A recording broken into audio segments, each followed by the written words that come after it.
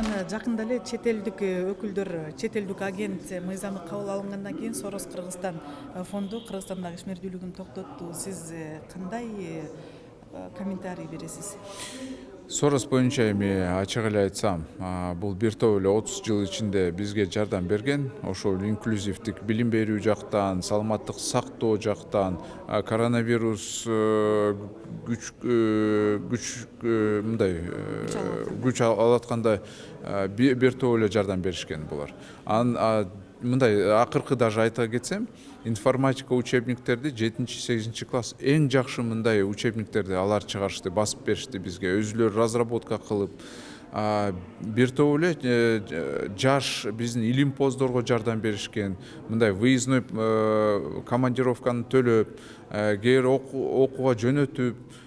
Менимче алар зыян бизге, именно биздин мамлекетибизге зыян келтирген жок. Тескерисинче бир топ эле пайдалуу иштер болчу. Ошон үчүн бул өкүнүчтүү иш жабылган. Эми мен ойлойм, азыр ошол мыйзам күчүнө киргенден кийин башка дагы фонддор Кыргызстандан кетиши мүмкүн. Анан ошол кеткен фонддордун ишин биздин мамлекетте аткара алабы? Эми бул социалдык экономикалык абалга жараша да. Анан бизде бир топ эле интеллектуалдуу капитал аз болгондуктан кичине проблема болуп атат да, ачык эле айтсам. Сорос фонду 30 жылдан бери Кыргызстанды талкалаганга бир топ салым кошкон. Сорос фонду СССР мамлекети талкалаганга чоң салым кошкон. Ошондон ал кетсе кете берсин, мен үчүн жакшы, жаман бул айырмасы сезбейм да.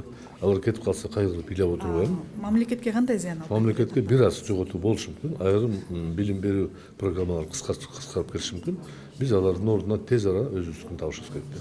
Же башка биздин улутубузга, идеологиябызга тийишпеген багытта иштеп аткан билим берүү тажрыйбалуу бир ишканаларды тапсак болот да. Сөзсүз эле Сорос фонд болбойт да. Мисалы үчүн ошол эле Кытайдын программалары бар, Туркияныкы бар.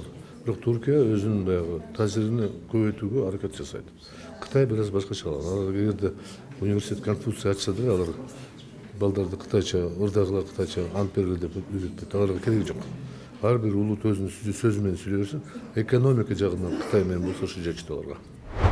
Чынын айтсам, ошол Сорос жабылып аткан жаңылыкты окугандан кийин мен бир аз мындай көңүлүм түштү деп айтсам болот. Эмне үчүн? Анткени Сорос абдан көп ушул именно билим берүү системасына жардам берип келген. Өтө жакшы мындай өзгөчө ушул информатика боюнча китептерди чыгарышкан. Ушул жеңил, балдарга жеткиликтүү тил менен, жалпак тил менен айтини кантип, информатиканы кантип жеткирсе болот деген сонун китептерди чыгарып беришкен. Бүгүнкү күндө мындай китептер колдонулуп атат. Көптөгөн мугалимдер окуусунан, тренингтерден өткөн.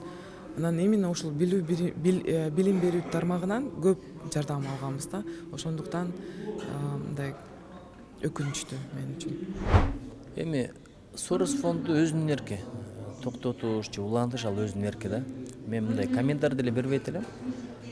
Өздөрү каалаган чечимди кылып атат, кыла берсин. Негизи биз Кыргызстандын эли баягы өзүбүзгө таянып үйрөнүшүбүз керек. Ошондой фонддорду өзүбүз деле түзөлү. Бизде деле бай адамдар бар да. Бай адамдар бар. Анан жалаң эле үй алып, машина алып, тойлоп, дубайлап жүрө бербей, ошондой бир фонддор түзсө жакшы болот эле да. Айрымдары мына билим фонддорун түзүп атат, билим мекемелерин түзүп атат. Ал да жакшы, бирок ушундай бир кайрымдуулук, агартуу долбоорлоруна жардам бере турган фонддорду түзсө, ошол жакшы болмок. Биз келечекте ойлонушубуз керек да, Кыргыздын байлары чет өлкөдө ушундай фонддорду уюштурса, ошол аркылуу Кыргыздын наркын, идеологиясын, маданиясын таркатса деген ойлорубуз бар. Ошон үчүн баягы келген келе берсин, кеткен кете берсин, өзүнүн эрки деп эсептейм.